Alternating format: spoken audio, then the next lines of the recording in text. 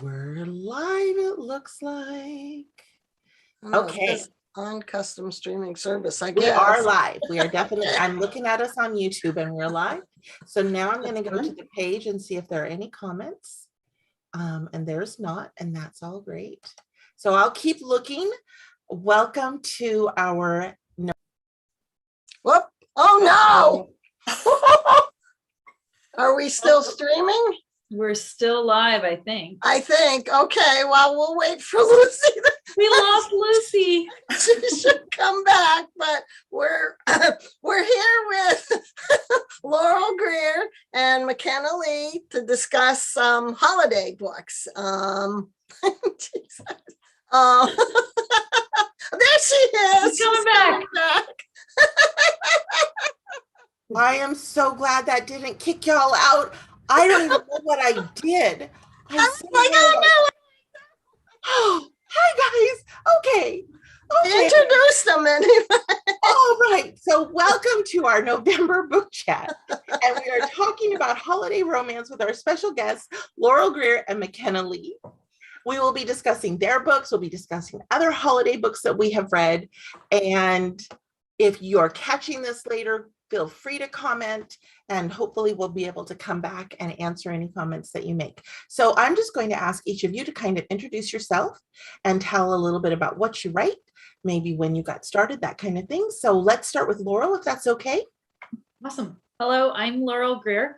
I write heartfelt contemporary romance, mostly for Harlequin Special Edition, and I have a few other projects elsewhere.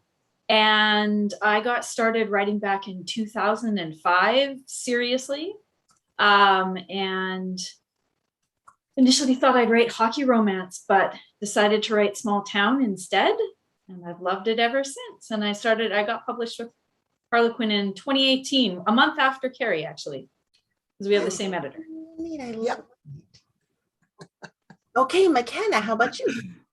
Hello, I'm Makenna Lee, and I write contemporary romance set in small town Texas for Harlequin Special Edition.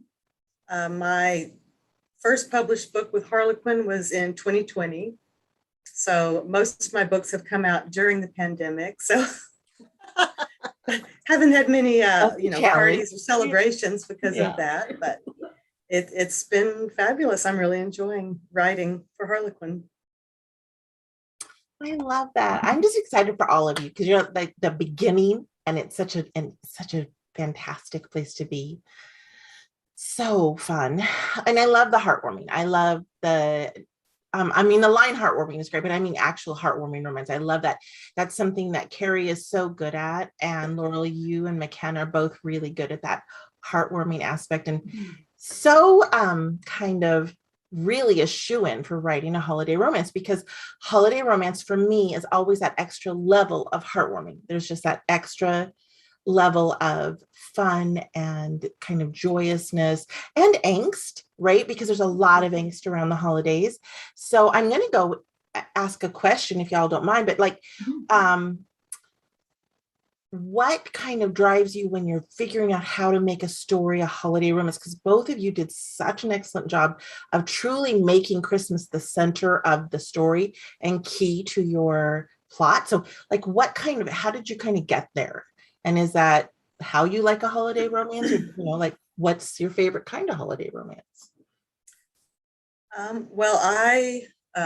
With my most recent one, A Child's Christmas Wish, I wanted one of the characters to be kind of a Grinchy Scrooge. Yeah. Then the other one to be really, really into Christmas. And so the hero is the Grinchy character, and his daughter's nanny is all about Christmas. And so she finally turns him into Mr. Christmas. Yeah, that's a lot of fun. So there were a lot of fun things to do there. First he's grumbly about having to do this or that, and slowly starts enjoying the Christmas activities. I like how he got the buy-in just because he loves his daughter so much. And it was like, that was how she got buy-in from the Grinchy guy. That was super, super neat. I love that. Laurel, how about you? Because I love that you had like these 12, the whole like setting it on the 12 days of Christmas. That was my catnip. That was really fun. Really fun. Yeah, so because this book was originally supposed to come out in January, it wasn't going to be a Christmas book. And my editor asked if I could turn it into one and move it up in the schedule if I was interested to do that. And I very much was. So I needed a way to take what I had, which was these two people arguing over what they felt the legacy of this Wilderness Lodge would be, and to infuse Christmas into that without changing the Wilderness Lodge component, because I needed that for the remainder of the trilogy, because this is the first in the trilogy. And the idea of doing a 12 Days of Christmas festival just seemed kind of a natural fit. It allowed to bring in 12 different ways of celebrating the holidays, and also having it just be a competition allowed for to play up the rivals to lovers component between the hero and the heroine, because they were neighbors and they've always clashed against each other. And coming up with the 12 events was a tremendous amount of fun.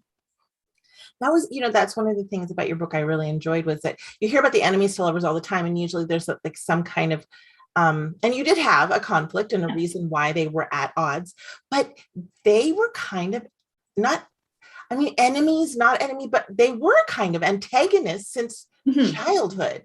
And that was such a neat, because it was like, instead of the friends to lovers, thing from childhood, it's like, oh, we've actually been butting heads since we were kids. And like, this is, and I love that. That was so fun. Yeah, I wanted to set up, I didn't want, with the length of a special edition with 60,000 words, I would personally, I'm sure others can do it who are better than I am, but I would have a really hard time having them hate each other at the beginning, because I just don't know how you would get to the end in that word length. But so just making it so that they've been rivals, that there was something sort of underlying that was causing them to clash off each other. But in the end, they really do find, they go from sort of opposite attract kind of deal to being together. So yeah, it's fun. Makenna, one of the, I'm sorry, I don't mean to be like, I'm sure you just say Carrie, but I was just, Makenna. I just wanted to say I love the pear in the partridge tree. Oh yes. Oh, I love that. Was so cute. So cute. At first I read it and I said, did I read that right? That whole like play on words, that was fun. But Makenna, for me, I just feel like when I read your books, that the way the parents relate to the kids is so engaging. Like, it really catches you up, and that relationship is as important as the romance, which I love. I get kind of frustrated when kids sort of get totally sidelined and there's no real dealing with, like, if they're a key component to the plot, then I want them to be a key component to the story for me. I know everyone has a different, like, what they like to read, but I love that you do that so well. And like, well, thank you. What drives that for you? For the readers. Well, my first three books in the series have special needs children in them. And it's my first one, the little girl has Down syndrome. And that was because I have a son with Down syndrome. He's now 24 years old, but I've had a lot of experience with that. And so it just felt natural to write it into the story and make it really a part, and kind of, I don't know, just to show people a little bit what it is like. Some of the parts people may not realize or think about. Yeah, I think you do a good job with that. Yeah. I did want to mention the book brood is here, Aaron. Oh, and good. He said these books sound so good. I can't wait to get to them. But Carrie is my book pusher. I know that, right? She's like the book pimp of the world, and I am sort of easily led. But she's the one that talked me into reading this. So how about you push this book to everybody else? Okay. I loved it. It caught me. I still remember buying it. And so I remember I was in, I guess, Walmart, and I just picked it up off the shelf. And when I read the first line, walking out of the prison doors for the first time was much easier than walking in. I was like, holy, you know what? I got to buy this book. And I loved it. And I think she accomplished a lot in the short time because they had known one another and been involved, before she went to prison. And I love that it was, yes, I don't want to give it all away, but she did the crime. It wasn't like, oh, mistaken identity and I didn't really do it. She, But she had a good reason. yeah, she had an excellent reason. Yes. And I loved how he was, because really what she did was sort of a gray area and he was just black and white. He was, yes, it's right or it's wrong. And how he, by the end, he's like, yeah, okay. I agree with what you did. I'm intrigued. You don't see heroines with a criminal record very often. I know it. Yeah. Not That's too like, often. I don't remember reading another one in a category romance. No. No. This is a special story. Yeah, and she had been in prison for, was it close to a year? I forget how many days. A little For those over a of year, you who- 400 and something, I think. Yeah.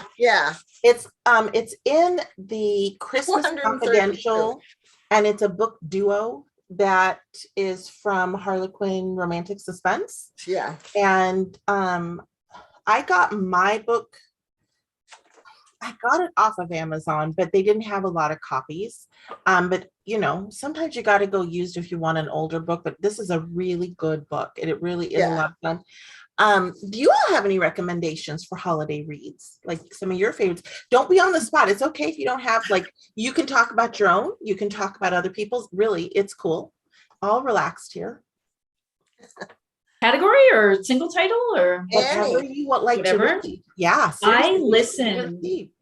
Last year, I listened to Christina Lauren's In a Holidays, Oh. and it's like Groundhog Day meets Family Christmas, Ooh. and Fun. I listened to some of it twice. It was so good, and I never listened to books twice because listening to a book is a commitment. It is. And I was just blown away by how much I enjoyed that book. Cool. And that was again, what was the title again? In a Holidays In a by Holidays. Christina Lauren. Yeah. Yeah, that's awesome. I have just discovered this last year, I have started listening to audiobooks. I'm not saying I tried to listen to them before, but I'm a really fast reader. So I could just read way faster than I could listen. Then I started getting, I've had chronic migraines my whole life, but they've gotten very acute, and eye strain is part of the problem. My eyes have grown really weak. So reading, whether it's on a screen or in a book, can actually trigger them. So I'm having to listen to a lot of audiobooks. And I have discovered that I do not like listening to thrillers as audiobooks. They take way too long, and I live in total suspense and terror for that whole time. So yeah, not doing that anymore. It will only be I like nonfiction. I like mystery. I really love listening to a cozy mystery. I've listened to just tons of those.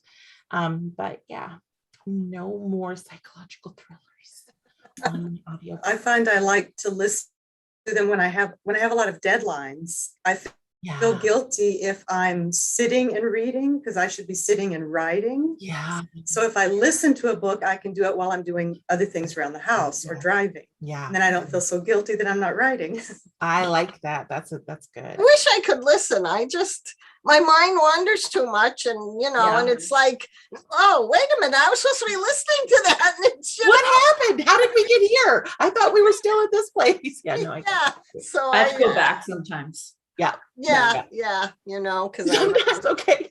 Yeah, maybe too much, but I'll get up to go to the bathroom and forget to turn it off. And I get again, and it's still playing. I'm like, oh my gosh, what did I miss? I really like that you can tell Alexa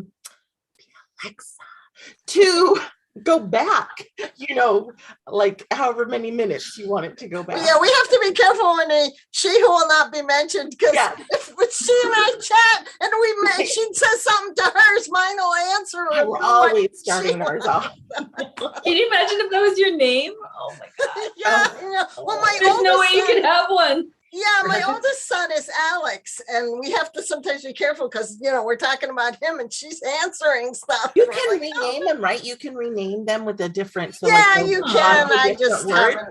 But I just don't. And there's that one murder mystery show that I watch. Oh, it's My Life is Murder. It's Australian based, but they moved it to New Zealand this year. Oh yes, and I love that one. The heroine's name is that.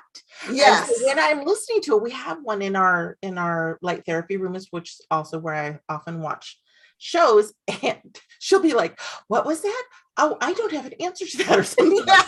And it's like, no, because you can't solve this murder. Only Yeah. she can. Because it's Lucy Lawless, isn't it? I know it was the one Xena, Princess Yeah. Warrior. Yeah. Yeah. Is in that show. Yeah. Yeah. Because a couple times I watched it, and next thing I know, she's answering stuff. You know? Oh, okay. We've got a couple of comments I'm going to share. Oh, okay, I'm good. so with you.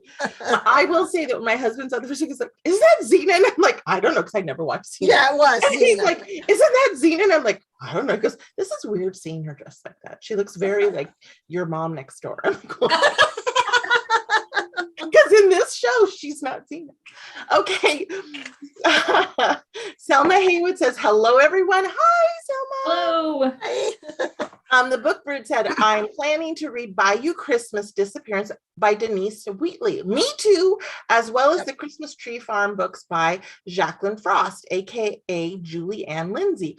Ooh, Christmas Tree Farm. Too. Mhm. And then the book brood said, "And I always read a Debbie May Cumber every December because she writes the most sweet and heartwarming ones, doesn't she? Her Angel series in December is so great." I remember reading the first one of them. I am that old, and I remember enjoying it. Let's see. The book brood said, "I have to do chores while listening to audiobooks or I will stop paying attention." Oh, that might be Maybe your that's answer. the key That to could it. be your key. Yeah. Selma said, "Audiobooks are great on my commute on the train. It keeps me sane." I love that. I think that that's really a great way to do it. And Sherry Glock said, "I listen to audiobooks in the evenings." Yeah, I mean, I just love that it's like another thing, another way to get books in. And especially for authors who we can lose our time to read during the day because you do feel that guilt, like you said, sitting down. Like, so if you can be up and listening, or and like my eyes, this is a new thing. You know, I have had the best up close vision my whole life, and in the last 2 years I've lost it, and my eyes now, I see double vision if I don't have prisms in my glasses. They're that weak. Wow. So, boom, it happened just like that, you know. And I mean, I say just like that, 54 years of reading thousands of books.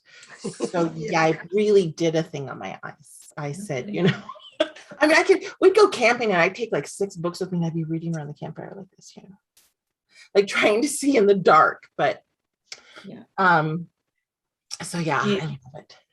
Have you found you've gotten into dictation at all then for your actual writing, or? I haven't, but that is actually on my to-do list to train myself to dictate, because once I do, I know. Carrie and I talked about this because she heard about a study that said that it depends on which side, if you're on either side of the bell curve with what? With either if you're extremely introverted or extremely extroverted, you have trouble with dictation, right? Writing. It changes your voice. And I'm actually, like, when I take the Briggs-Meyer, it's the Briggs-Meyer test, right?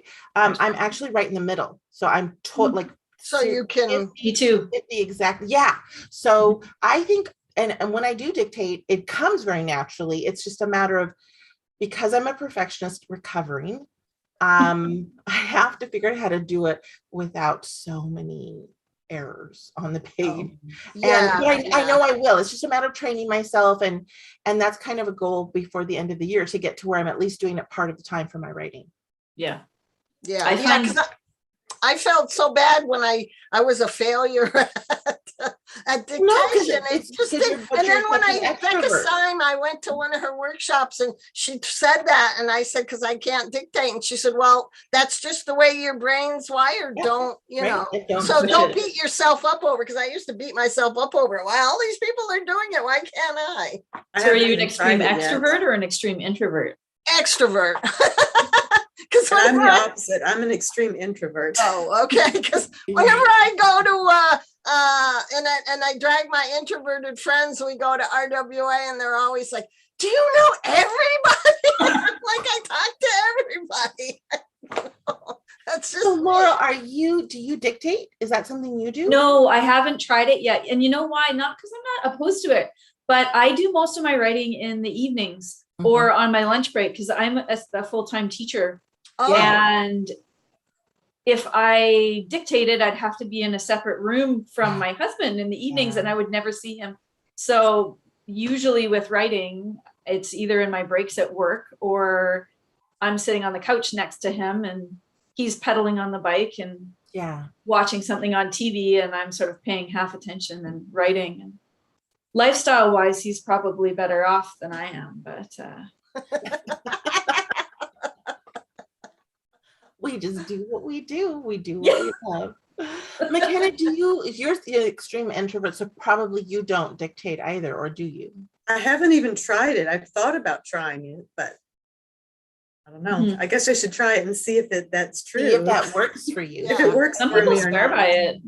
yeah, I know. Who is it? Macy Yates says she loves it. Yeah. And, I mean. And I think it's great. I think it's great to have both, because, then if you can do either or, like, and obviously me with my weak eyes and the chronic migraines, because with a migraine where I couldn't stare at the screen, I could definitely still dictate, because I used to write through the pain all the time when I was younger. But as I've gotten older, the migraines make my vision, the double vision, worse.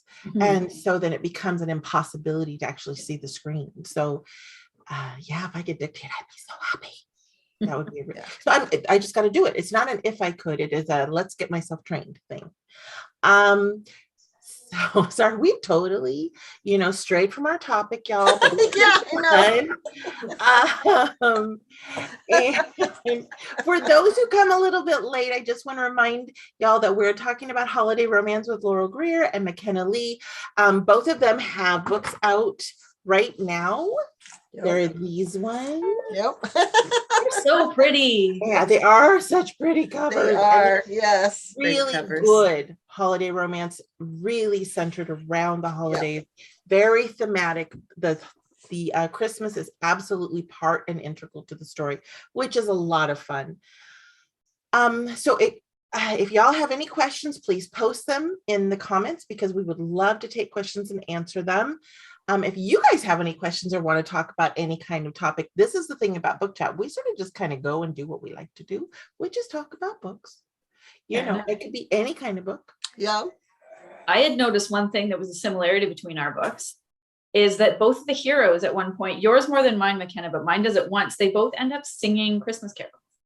Yes, that's true. Right. That's true. Right. Yeah. Yeah. I like that. I like that. Yeah.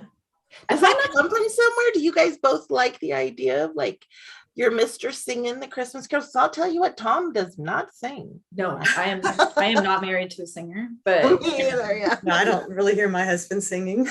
you can have a fantasy though, right? Yeah. Right. That's what I was wondering. Is like, is it because a lot of times we'll write the things and it's fun and you like to read the things. Just because you're totally in love with the person you're with doesn't mean that you can't enjoy the idea of something else. Absolutely. Singing for me is really nostalgic. It goes back to summer camp, because you'd have firesides and you'd be singing around the fireside. True.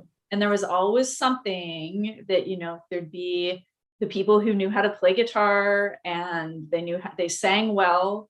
And like, to me, that was just always so appealing. So it's always been sort of one of my like id things. Yeah.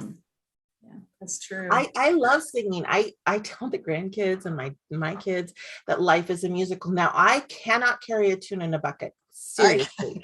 I have the worst singing voice, but I will belt out a ballad and I make up music. I've been making up songs about my children and grandchildren for them and sing to them since they were born, all of them. And it's just kind of they're all used to it. They're all just kind of used to me, and like they do. But when my daughter was about 3, she'd be like, "Mommy, stop singing." Oh no.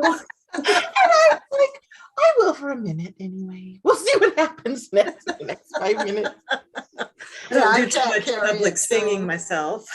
I can't recognize things either. My husband will say, "Well, that pitch is awful," or "they're off key," and all that. And I'm like, I don't know. I watch The Voice and I watch like Masked Singer, and I'm like, everybody's perfect. Everybody's perfect. And they're so great. And other people are like, "Oh, no." I'm like, really? What? Do my ears not work? I don't know. Oh, Speaking of holidays, any holiday movies that you watch over and over again? I know we're talking about books, but no, that's you good. know. Go ahead. Okay, I was just gonna say, I always love the holiday. That's Oh, what yeah, I was I gonna like that say. one I was too. gonna You bring up love that one. talking about being a weeper and wearing glasses and corduroy, like I'm dead. Oh, yes. Yeah.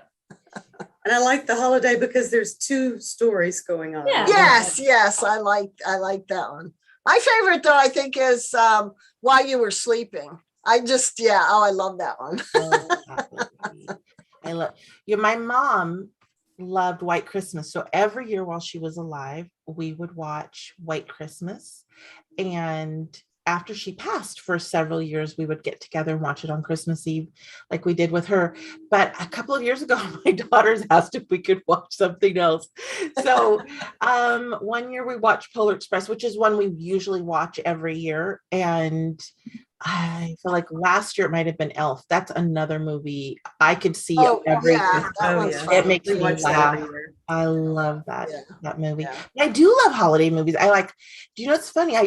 Carrie watches a lot of romance movies. I don't. There's very few romance movies that get it right for me that I'll watch. So While You're Sleeping is one of them. I really love that movie. I loved French Kiss way back in the day. Yeah, and But most, romance movies just don't hit it for me. And it's funny because like I love to read it, but I think I want all of it.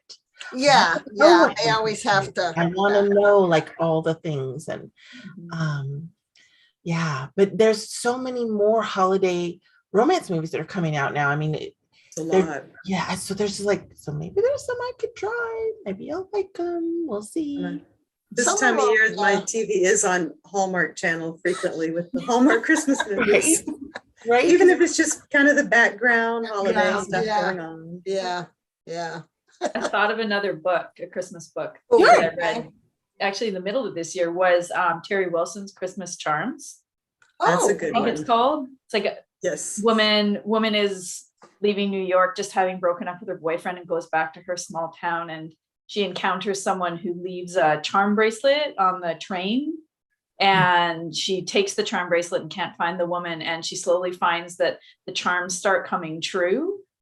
Oh, Yeah, and she puts it on and it won't come off. Yeah. oh Can't get wow. it off. Oh wow. Yeah. Really fun. Ooh, It was I'll have to read that one. lovely. I mean, I have to admit, I don't read a lot of sweet romance. Like I tend to read steamier romance, but that one, like I didn't even notice that it was a sweet romance. Yeah. Oh, I It was love like Christmas distilled. It was, yeah. Oh, I'll have You to. guys remember when Regencies, when they used to have one, a bunch of the publishers had the skinny Regencies, the shorter ones, the same length as the category ones, but they were Regency. And every year they would come out with the Regency anthologies. So there would be these beautiful Christmas stories in these. And some of my favorite holiday stories are these Regency anthologies. I'll be in them. And they were just, I think there's just something really magical to being set, around this really traditional sort of British holiday back in the day when there was just like a uniqueness because of course there were new phones ringing and there was like all this different kind of, but I loved those stories and they were sweet. That was, I was thinking of it. I too tend towards a sexier romance, both to write and to read, but I loved silhouette romance, absolutely adored that line before it went. And I loved those Regency romances. They were so emotional, so well done. Yeah. Mm-hmm. It's funny the things that kind of move on and the books move on. And now there's a whole different slew of offerings for us. When I first started trying to get published by special edition, it was Silhouette special edition still. Mm. Oh, okay. Yeah. Yeah. I still have a shelf full of Silhouette special edition keepers, Yeah, it's just, I did like it when there was both Silhouette and Harlequin because we had each of the lines they were unique, and yet the stories within were really unique too. There was just you could really, like, you knew what author you were reading, you knew what line you're reading, and it was fun. It was a real halcyon time for romance. There was such a plethora of it, such a wide breadth of choices out there. And there's still a lot of choices, but not nearly as much as there was in the 90s and the early aughts, right? And then things started to kind of because at first when Harlequin bought Silhouette, they still let Silhouette like be its own like thing, and then eventually it completely merged. And yeah, and then of course you're going to have mergings of the lines, and you're not going to have as much. But man, I've got so many books I remember from back then. Yeah, I've been reading Harlequin books for years and never even thought about writing one, and then just kind of decided I would start writing. Well, it was my husband, actually. I said something about all the stories in my head, and he's like, why aren't you writing them down? Yeah. And I said, well, I don't know how to do that. He's like, why not? So I love did. that. Yeah. And here I am. Yeah. Yeah. I'm sorry, we have a comment. Sherry Globe said, do you ever include any of your made-up songs in your stories, Lisa? Would you ever have your heroine sing made-up songs? Maybe I'd have her sing them, and maybe I would make. That's probably the only ones you could have in the book was made up songs. Right, because otherwise I'd get in trouble.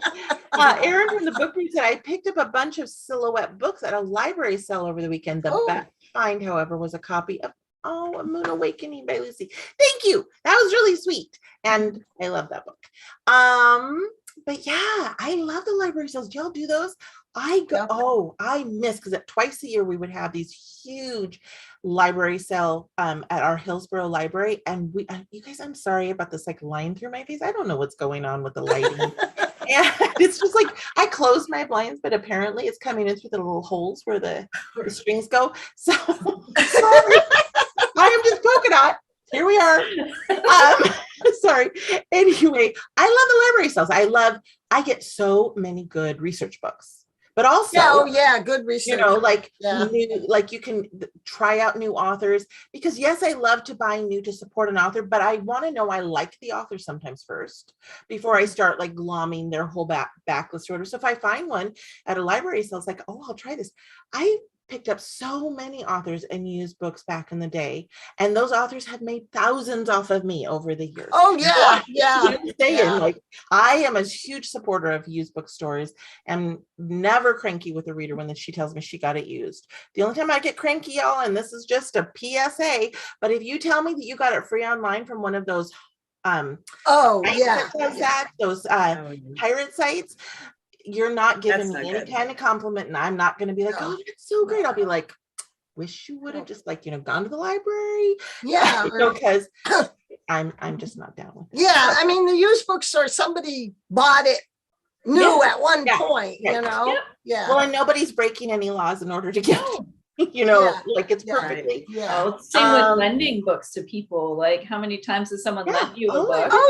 And you love it. No issue with it. Yeah. And then the next time you go out and buy it yourself, right? If you want to reread, you're going to have your own copy. That's the truth. Yeah. Carrie Globe said, Love Letter by Jack Finley is one of my favorite films. Oh. Have y'all seen that one? I don't think so. Doesn't sound familiar. Take a look. I have to look that one up. Thank you, Sherry. That's something to try out new. A love letter. I do like that. Yeah. Yeah. So, speaking of covers this month and last month from special edition, because Makenna and I ended up with such lovely covers, but the other one is the Kiss at Mistletoe Ranch by Kathy Douglas. With the yes, that was beautiful. Yes, and that one looks so pretty. Yes. That's and I love Montana Mavericks for this month, I think. One of her covers did she have a cover with a bicycle, and was the bicycle yellow or the flowers were yellow? Or so I remember yellow and a bicycle. It was so beautiful. I fell in love with that cover. Yeah. Have you ever bought a book because of a cover? Probably.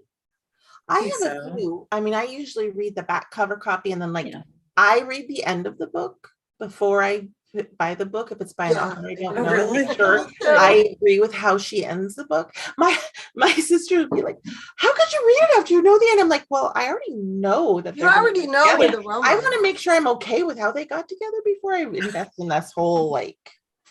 Well, then, and occasionally you'll get a book where it's packaged as romance, and then you read the end and you realize they're not together at the end and it's not a romance. And gosh, Yeah. I'm glad I didn't spend the time thinking it would be. Yeah, yeah, True. yeah, Yeah, for sure.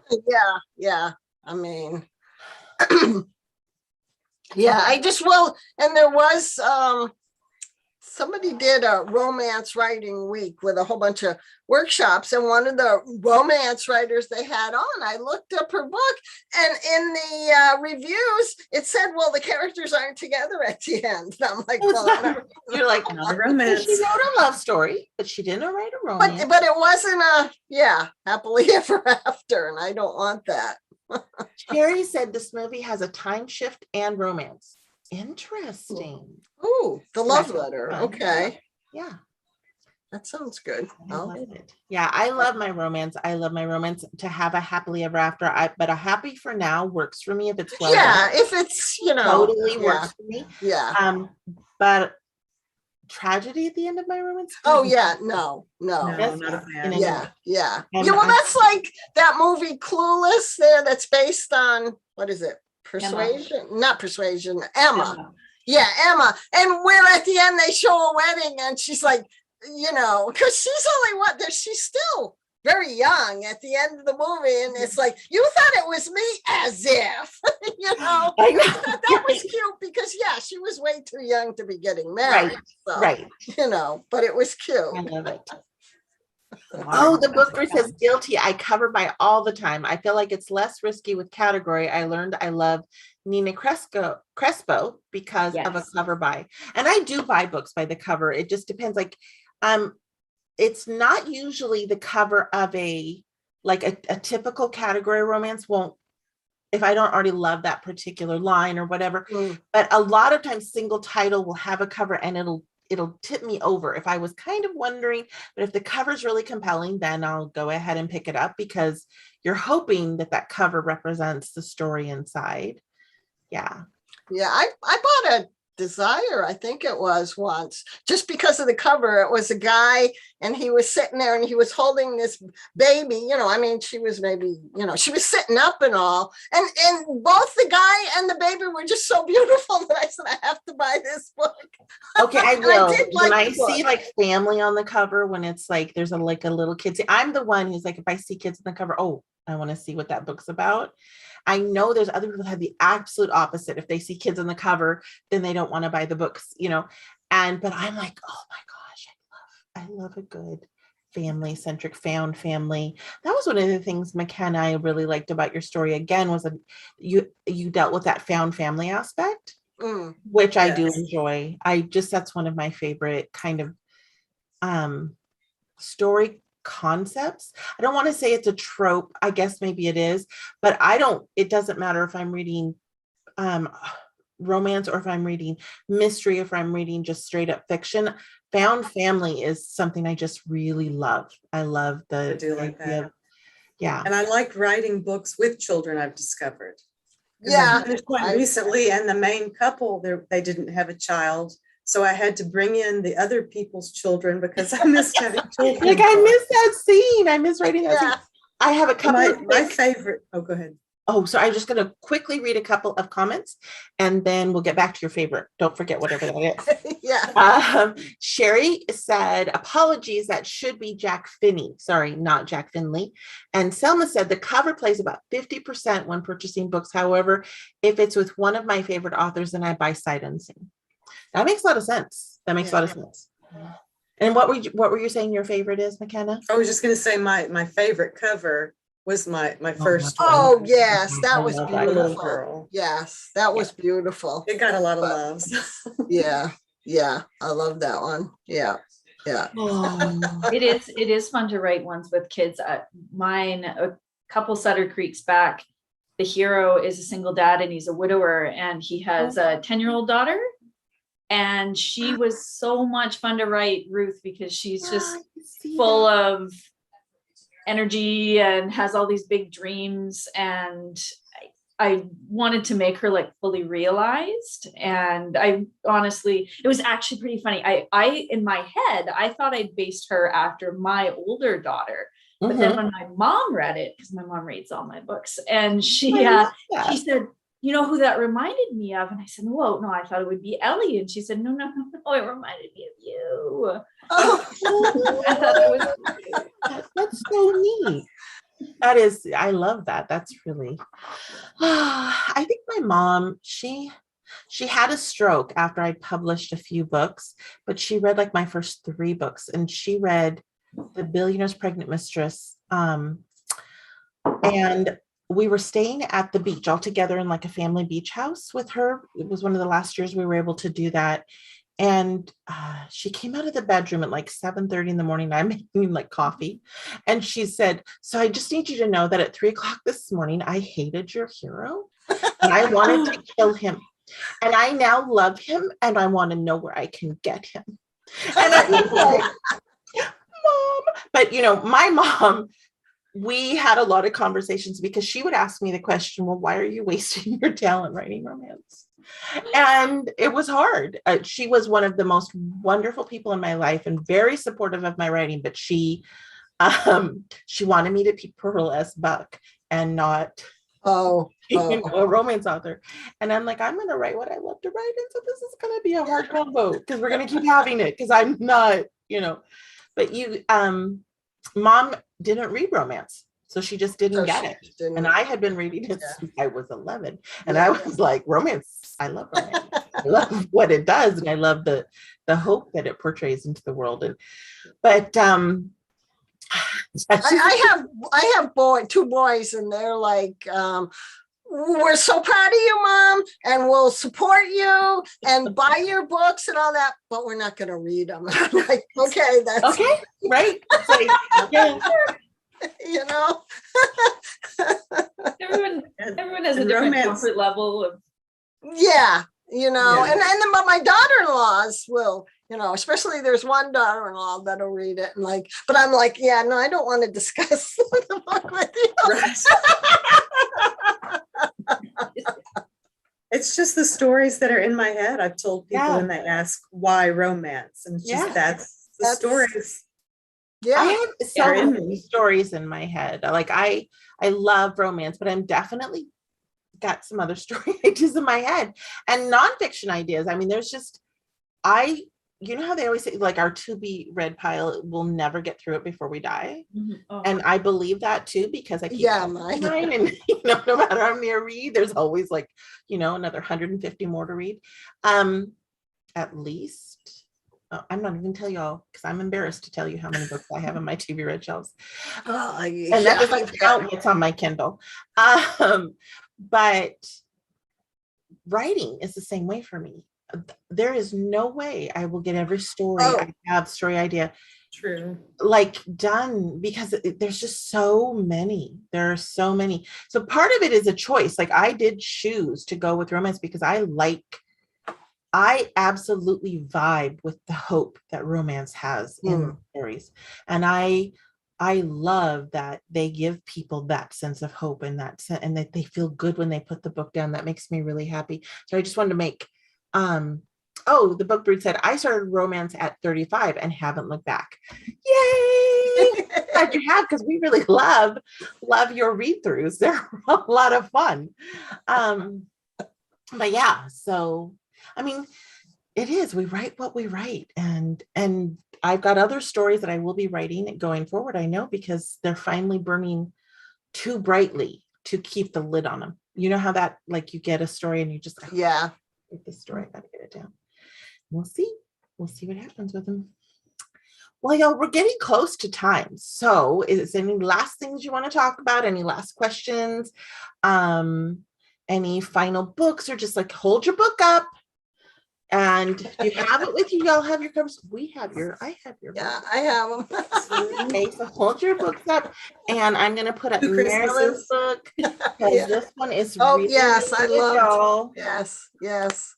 And I'm going to repeat. Oh, I forgot to tell you all about this wonderful holiday romance that I just read. Harlequin, you know how to do the free online reads. So there's a novella up on the Harlequin website right now, and all 5 chapters are up. So you can read the whole story by Tara Pammy, and it's Second Chance Under the Stars. And it's a Diwali centered holiday romance. And it's lovely. It's just Yes. a lovely story. So I suggest reading it. I'm definitely going to go and read that one. Yeah. Yeah, Yeah, it's it was really a good. quick read, but very, very satisfying. Yeah. Yeah. So anything else y'all want to say before we say goodbye to everyone? Okay. Happy reading. Yes. Happy reading. That's great. And I guess happy holidays, everyone. Seriously, Yeah. happy holidays, because Carrie and I will not be back with book chat until next year. We are taking January. December off. But January, we're going to be doing a special book chat. It'll be a lot of fun. So watch this space for the announcement of that one. And thank you, Laurel and Makenna, for being here. Really appreciate you. And for writing reading such them wonderful today. books. Yes. Thank you for Thank writing you. the books that we enjoy reading. Thank you so much. Have a And nice-